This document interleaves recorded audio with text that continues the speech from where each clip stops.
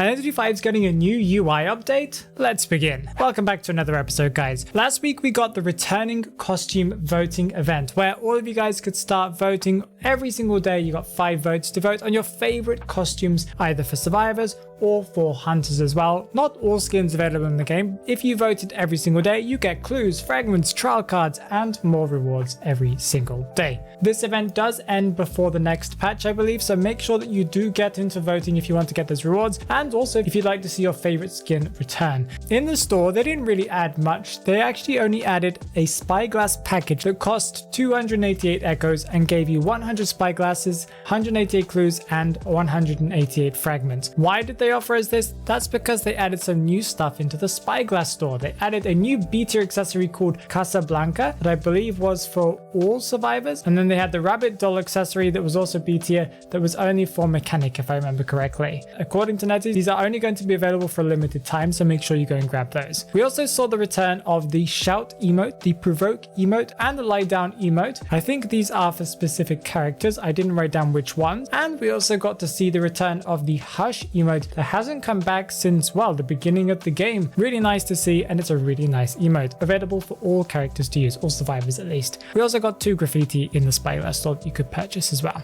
As for some kind of game-changing adjustments, they added Night Watch into rank mode, so everyone has been, of course, pushing to be able to get that S badge. I believe that as of the day of me talking, people should have received their badges. Night Watch got some more adjustments. They improved his turning sensitivity when using the Tempest Cyclone, that is a fast, quick pull towards you where the survivor comes flying towards you, meaning it's a little bit easier to maneuver and use. They improved the camera sensitivity when using Wind Walk Charge, that is his dash. They improved the bounce back judgment, I think is when he kind of stops at the end of his dash or crashes into something, it kind of bounces you back a little bit. Similar actually to Percy, so you don't kind of get stuck on stuff. They improved Night Watch's charge attack timing to also connect better with his visuals, so now his hitbox will feel like it activates and hits a survivor at the right time instead of before or after. Ripper now won't leave his invisibility when destroying flashlights and music boxes. That is very curious and actually gives quite a big buff to Ripper, as you are going to be seeing music boxes very often in rank, because as I know right now, Dancer is a meta survivor. They improved the persona web trait for hunters called Hunt, where if you use emotes, if you jump, I guess would be fall, or if you throw snowballs,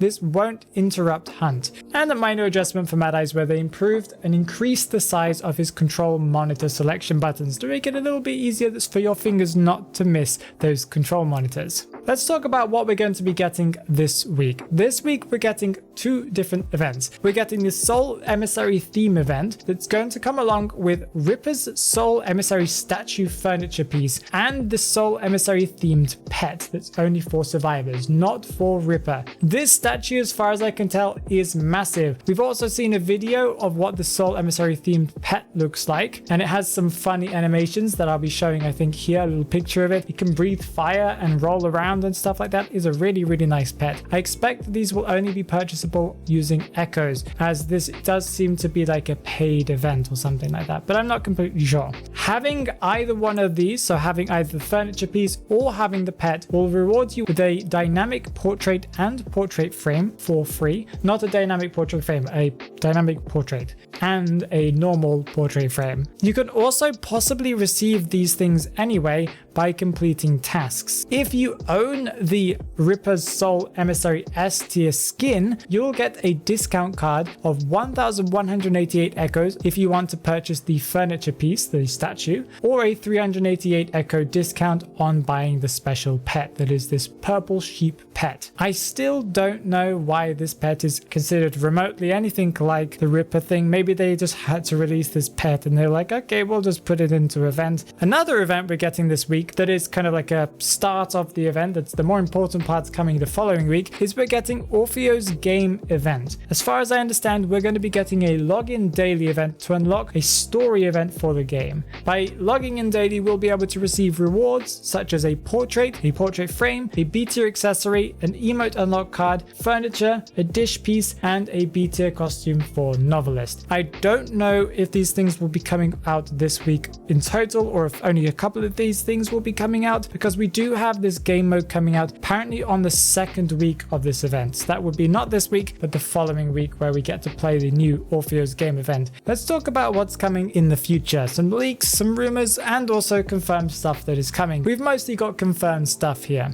By logging in on March 30th or after, you will receive 10 memory spheres. This will also be the release of the new Essence, Season 25 Essence 3. As far as I understand, I think they messed up in their little notice. They put 10 Essence 3s. They then put underneath it that it was 10 memory spheres. So I'm not sure if we'll be getting 10 essences for the season or if we'll be getting 10 memory spheres. It does look like we'll be getting at least 10 memory spheres. We've had a little bit more of a look, and this is something I forgot to mention last week, is we got a look at the new survivor journalist called Ellis de Ross, and she's expected to be a rescuer according to some leaks that we've had from a very, very long time now, months even. And we also got to see a little bit about what we're going to be getting on her release. If you log in after the release of this character, that will be Season 26 Essence 1 as we understand, we'll be getting free 20 essences for her S tier essence. That's going to be very cool, going to give you a higher chance of getting her. We still don't know too much about her abilities. I really hope she doesn't have like a flash thing to kind of stun the hunter or to blind them. That is a really cliche, done in almost every single game, and it's just a really boring and not fun ability. So I really hope she has something different, but I'm pretty sure that they've thought of something exciting for her. With this new character coming out soon, we got a look at the new storyline for Ashes of Memory. They gave us a little bit of a description about what we can expect. Alice came to the manor to investigate before Orpheus came to the manor in the reunion event. The manor was still operating at the time and hadn't been destroyed by the fire. Orpheus' story does seem to be coming to an end. They've said that there's not going to be any more stuff about Orpheus. It looks like NetEase is going down a different kind of path right now with the game. They're trying to almost like revamp it by making it so that Orpheus and all of the kind of the old appearance of the game has kind of gone. So any new players joining the game will kind of see this bright, new, shiny game that has a female protagonist in a very beautiful looking manner and stuff like that. And I do understand why they're doing that. I think it's very exciting to see that the game is kind of getting a revamp. They also did kind of talk about the fact that the game might be getting new gameplay. Maybe they'll change up how the game is played. That would be very interesting indeed. With this new Ashes of Memory event story stuff that we are going to be getting 2 parts to, I'll mention a little bit later. We're also getting a new rework to Identity V's UI with the new manor. When you start the game for the first time, you appear in the kind of dark, kind of messy room where there's the bookcase that turns around and Orpheus sits down on his table and stuff like that. That is now going to be completely reworked, and it's going to look like a really fashionable new manor. This is because, of course, this is what happened before the fire, but because of all of this, the UI is going to change, and they've made it look really, really good. The game looks brand new. I'll be showing the clip right here on the screen. I think I might have already shown it already. It looks really, really good, and I'm looking forward to seeing a game that almost feels like a completely new game, but still holds that familiar Identity 5 tone to it. I mentioned that we'll be getting 2 parts to the Ashes of Memory. Well, they said it themselves. NetEase said it. The main story, Ashes of Memory Chapter 2,